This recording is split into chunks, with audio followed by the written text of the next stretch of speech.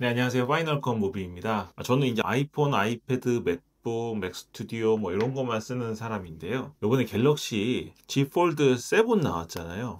정말 놀랐습니다. 삼성이 하다 어떻게 이런 기술을 만들어냈을까 하고 제가 발표 보면서 진짜 놀랐고요. 그리고 이제 광고 많이 나오잖아요. 광고 나올 때마다 이번에 삼성 성공하겠다는 느낌 확실히 받았는데 자세히 보다 보니까 좀 아쉬운 부분이 보였습니다. 일단은요, 이 두 개를 접었는데 이거 아이폰 16 프로거든요. 마치 한쪽 면만 있는 것 같은 그런 두께를 이번에 보여줘서 정말 디자인도 그렇고 사고 싶은 마음이 드는 그런 제품이 됐습니다. 그리고 여기 중간에 힌지 부분이 있잖아요. 이게 실제 사용자가 볼 때는 크게 주름이 보이지 않는데 아무래도 옆에서 보거나 주변에서 볼 때는 실제로 이렇게 만져보면 여전히 굴곡이 있다는 것을 느낄 수 있는 부분은 최소화했습니다. 이게 아예 없어진 건 아니고 접힌 자국이 없는 것처럼 보여지는 기능으로는 성공을 했습니다. 근데 인간이 어떻게 이 시점에 만들어냈는지가 궁금할 정도로 엄청난 기술인데 정말 아쉽게도 얇기를 위해서 이 갤럭시 Z 폴드가 갖고 있는 여러 가지 장점들을 다 삭제했습니다. 첫 번째, S펜 지원을 삭제했죠. 요거를 사용하는 이유가 뭡니까? 이 접는 폰, 이번에는 얇기라도 하지 전에 얇지 않았고 무거웠던 이 접는 폰을 사용하는 이유는 이 아이폰 사용자들은 아이폰이랑 아이패드를 따로 들고 다니잖아요. 왜냐면 아이패드에서 할 수 있는 일을 아이폰에서 할 수 없기 때문이죠. 두 개를 들고 다니는 게 힘든 분들이 요거 핸드폰 하나만 들고 다니면 핸드폰 역할도 하고 태블릿 역할도 하기 때문에 들고 다닌 겁니다. 그리고 애플은 이런 애플 펜슬이 있잖아요. 근데 이 애플 펜슬이랑 비교도 안 되게 갤럭시가 사용하는 와콤 계열이죠. S펜은 정말 성능이 좋아요. 그래서 아이패드가 갤럭시 탭이랑은 비교도 안 될 정도로 좋은 제품이라고 우리 같은 아이폰 사용자들 말을 하는데도 불구하고 사실 이 S펜을 애플이 따라올 수 없었습니다. 근데 그 애플 사용자들도 한마디도 못하는 그런 엄청난 기능을 빼버린 겁니다. 그리고 이렇게 태블릿과 같은 형태는 손으로도 쓰지만 이 펜이 있기 때문에 할 수 있는 일들이 정말 많았거든요. 심지어 갤럭시의 정말 강한 장점인 S펜으로 할 수 있는 일들이 훨씬 많았어요. 근데 그 S펜을 삭제했어요. 왜 삭제했을까요? S펜을 사용하려면 S펜 여기 넣거나 뭐 붙이거나 그런 기능도 필요하지만 이 안에 디지털 라이저 부품이 들어있어야 되잖아요. 근데 그게 안에 공간을 차지합니다. 그리고 매우 중요한 부품이기 때문에 보통 공간이 아니에요. 그거를 넣은 상태에서 얇게 만드는 건 불가능한 거죠. 그래서 기능을 빼버리고 얇기를 줄이는 선택을 한 겁니다. 이거 갤럭시 Z 폴드 쓰시는 분들이 펜 사용 안 되는 걸 원했을까요? 물론 여러분 아시겠지만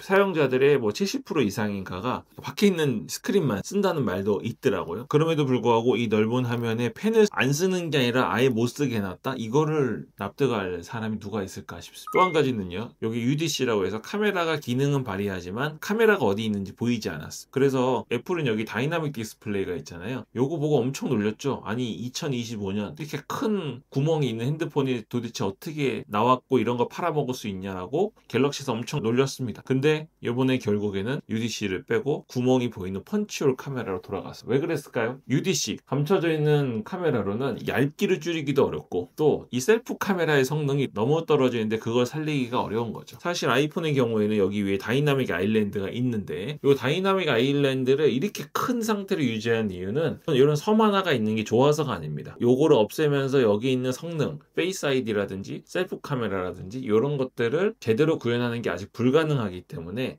여기에 기능을 넣으면서 요거를 유지하기로 결정을 한 거죠. 근데 그동안 갤럭시의 경우에는 화질을 포기하면서 우린 이런 거 안 보입니다. 너무 깔끔해요 라고 갔지만 결국에는 아직까진 불가능한 기술이라는 걸 깨닫고 뺐습니다. 그래서 얇게 됐죠. 화질은 좋아졌지만 예전에 자신들이 하던 말을 번복해야 되는 상황이 된 겁니다. 그리고요, 얇아지면 문제가 있습니다. 스피커에 특히 저음 부분이 문제가 생깁니다. 풍부한 저음이나 안정적인 저음을 받기 위해서 최소한의 부피가 있고 공간이 필요한데요. 기술이 좋고 정말 인간이 아닌 기술을 가져왔다면 얇기를 얇게 하면서도 좋은 스피커 성능을 냈겠지만 그건 불가능하고 요번에 선택한 거는 단지 얇기를 줄이는 거기 때문에 스피커 성능도 포기해버렸어요. 게다가 얇아지면서 여기 챔버가 들어가야 되는데 발열이 있을 때 온도를 낮추기 위한 제품이잖아요. 이 챔버 또한 공간을 차지하기 때문에 얇기를 위해서 챔버를 제거해버렸죠. 물론 이번에 새로 들어간 칩이 고성능이고 효율이 좋기 때문에 발열이 덜 난다고 하지만, 그러면 여기 만약에 챔버가 들어갔으면 훨씬 더 좋은 성능을 느끼죠. 근데 요번에는 컨셉이 얇게 만드는 게 컨셉이기 때문에 성능을 더 좋게 내지는 못하더라도 챔버를 제거하면서 성능은 거의 그대로 유지하고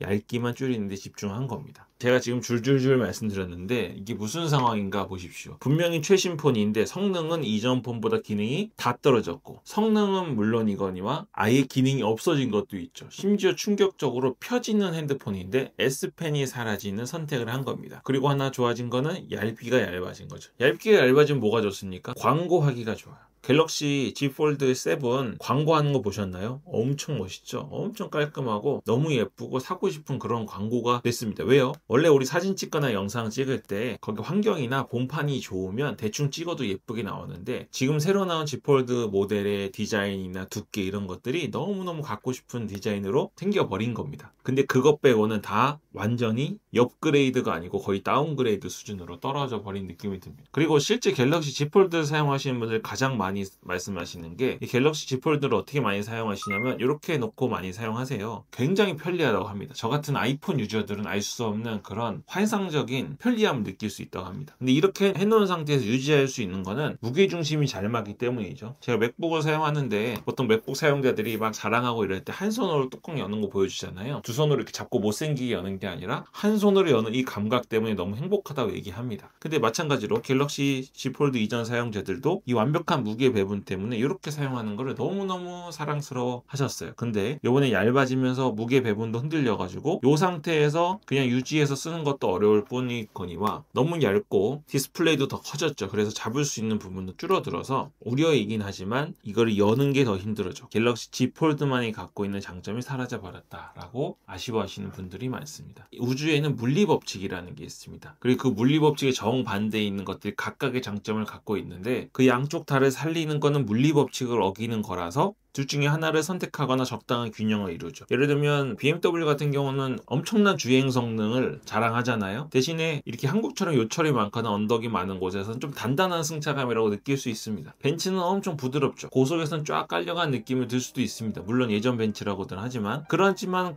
이 운동 성능, 코너를 돌거나 잡아주는 그런 성능들에 있어서는 조금 포기할 수밖에 없죠. 이런 겁니다. BMW 같은 경우는 앞뒤 배분을 5대5로 잡는 거를 최우선으로 하기 때문에 뭐 차가 그렇게 큰데도 불구하고 실내 공간은 좁잖아요. 이렇게 포기할 수 없는 물리 공간들이 있어서 적당한 선에서 타협을 하고 그 선을 잘 찾아가기 때문에 비싼 차, 비싼 제품이라고 하는 거거든요. 근데 이 갤럭시 Z 폴드는 너무 쉬운 결정을 한 것 같습니다. 적당한 선택, 적당한 선에서 자신들의 최고의 기술을 보여준 게 아니라 완전히 얇기를 위해서 모든 걸 다 포기해버린 그런 선택이 돼버린 것 같네요. 그리고 여러분 그 얘기 들어보셨나요? 이 접는 폰이 과연 필요한가? 왜 접냐 이거죠. 아이폰이 사실 혁신의 아이콘이라고 했잖아요. 이 핸드폰이 나오지 않았으면 지금과 같은 스마트폰 시대는 열리지 않았을 거라고 말합니다. 그때는 맞았죠. 근데 지금은 혁신이 없다고 하는데, 그럼에도 불구하고 갤럭시가 아이폰이 했던 것 같은 혁신을 이루는 건 사실 불가능한 일입니다. 애플 스티브 잡스도 이렇게 자신들이 혁신일 줄 알고 한 건 아니고 최선을 다해 해봤던 이런 결과가 나온 거잖아요. 그래서 갤럭시도 뭔가를 해야 되지 않습니까? 아이폰이 하는 걸 그대로 따라가는 것만 할 수 없어서 아이폰이 하지 않는 접는 일을 하는 겁니다. 접는 거의 실효성보다는 접는 것에 있어서 어떤 특별한 새로운 기술에 있어서 우리는 여기까지 왔고 접는 부분에 있어서는 우리가 이만큼 앞서간다라는 거를 삼성은 할 수밖에 없는 거예요. 이거는 삼성이 저 같은 일개 유튜버보다 몰라서가 아니라 지금 할 수 있는 게 이거밖에 없는 겁니다. 아까 말씀드렸지만 대부분이 커버 디스플레이만 사용하십니다. 커버 디스플레이랑 메인 화면이 분명히 다르잖아요. 근데 그냥 큰 스마트폰, 작은 스마트폰 정도로 사용하는 것처럼 실제로 접는 폰의 실효성이 점점 의문을 갖고 있는 상황입니다. 그래서 진짜 안타까운 게, 이게 자꾸 접는 폰, 얇은 폰 하니까 누가 자꾸 덤벼드냐면 중국 회사들이 덤벼들죠. 요번에도 이 갤럭시 Z 폴드 7보다 훨씬 얇은 폰이라고 중국 회사가 얘기했다가 실측해봤더니 심지어 갤럭시는 공식 스펙보다 실측한 게 더 얇게 나올 정도로 삼성은 정말 대단한 회사고 훌륭한 훌륭한 회사입니다. 근데 지금 이 접는 거에 함정이 빠져가지고 중국이랑 지금 경쟁하느라 고생하는 것 같아서 좀 많이 안타깝습니다. 네, 물론 제가 이 핸드폰이 나쁘다고 말씀드리는 게 아니에요. 갤럭시 Z 폴드 7